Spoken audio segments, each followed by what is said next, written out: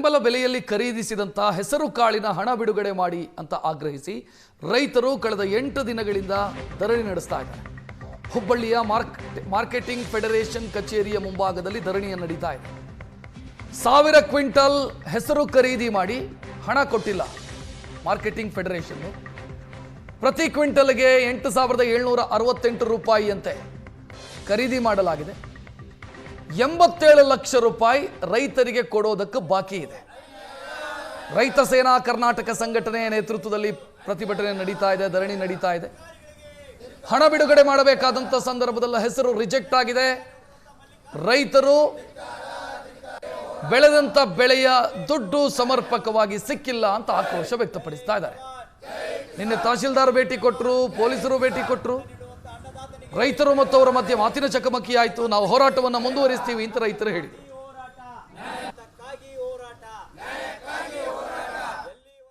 ನಾವು ಇವತ್ತಿಗೆ ಹೋರಾಟ ಮಾಡೋದು 8 ದಿನ ಗತಿಸಿ ಇವತ್ತು 9ನೇ ದಿನಕ್ಕೆ ನಾವು ಕಾಲಿಟ್ಟಿದ್ದೇವೆ. ಇಷ್ಟು ದಿವಸ ಆದರೂ ಕೂಡ ಯಾವುದೇ ಜಿಲ್ಲಾಡಳಿತ ಇರ್ಬೋದು, ಯಾವುದೇ ಸರ್ಕಾರದ ಪ್ರತಿನಿಧಿ ಇರ್ಬೋದು, ಅಥವಾ ರಾಜಕಾರಣಿ ಇರ್ಬೋದು, ಅಥವಾ ನಮ್ಮ ಸಂಬಂಧಪಟ್ಟಂಥ ಯಾವುದೇ ಶಾಸಕರು ಇರ್ಬೋದು, ಯಾರೂ ಕೂಡ ಇಲ್ಲೇ ನಮ್ಮ ಧರಣಿ ಸ್ಥಳಕ್ಕೆ ಬಂದು ನಮ್ಮ ಪರಿಸ್ಥಿತಿ ಏನೈತಿ ಅಂತ ಅನ್ನೋದನ್ನು ಕೇಳೋದಕ್ಕಾದರೂ ಸತ್ಯಕ್ಕೆ ಅವ್ರು ಯಾರೂ ಸತ್ಯಕ್ಕೆ ಬಂದಿಲ್ಲ.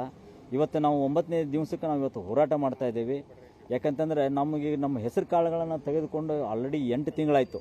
ಆಮೇಲೆ ನಾವು ಹೋರಾಟ ಮಾಡೋಕತ್ತಿ ಇವತ್ತು 9ನೇ ದಿನವಾಯಿತು. 9ನೇ ದಿನವಾದರೂ ಕೂಡ ಈ ಮಾರ್ಕೆಟಿಂಗ್ ಫೆಡರೇಷನ್ ಅವರು ಕೂಡ ಕ್ಯಾರ್ ಅಂತ ಇಲ್ಲ.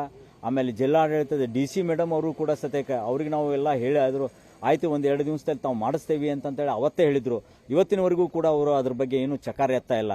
ಅವ್ರಿಗೆ ಹೇಳೋದು ನೋಡಿಬಿಟ್ರೆ ನಾವು ಹೆಸರಿಗೆ ಹೋರಾಟ ಮಾಡಕತ್ತೇವೆ ಸರ್. 8 ತಿಂಗಳ ಮೇಲೆ ಆತ ಸರ್ಕಾರದ ಖರೀದಿ ಕೇಂದ್ರಕ್ಕೆ ನಾವು ಹೆಸರು ಕೊಟ್ಟ ಬಾರ್ಕೋಡ್ ಬಿದ್ದಗಳಿಕೆ ಇವ್ರಿಗೆಲ್ಲರಿಗೆ ಇಂಟಿಮೇಷನ್ ಇರ್ತೈತಿ, ನಮ್ಮ ರೊಕ್ಕ ಹಾಕ್ತಾರ ನಾವು ಕಾಕೊಂತ ಕುಂತೇವಿ. ಅಂಥ ಟೈಮ್ಗೆ ತಿಂಗಳ ನಂತರ ನಿಮ್ಮ ಹೆಸರು ಎಡಾದವು ಹೊಳ್ಳಿ ಒಯ್ಯಿರಿ ಅಂದ್ರೆ ಇವ್ರು ತಿರಸ್ಕಾರ ಮಾಡೋದಿದ್ರೆ ಖರೀದಿ ಟೈಮ್ದಾಗ ತಿರಸ್ಕಾರ ಮಾಡ್ಬೇಕಾಯ್ತು. 1 ತಿಂಗಳ ನಂತರ ಇವ್ರು ಹೇಳಿದ್ರೆ ನಮಗೆ ಅದನ್ನು ಒಪ್ಪಕ್ಕೆ ಆಗಲಿಲ್ಲ. ನಮಗೆ ರೊಕ್ಕನ ಹಾಕ್ಬೇಕಂತ ನಾವು ಒತ್ತಡ ಹೇಳಿದ್ವಿ. ಸಂಬಂಧಪಟ್ಟ ಜಿಲ್ಲಾಧಿಕಾರಿ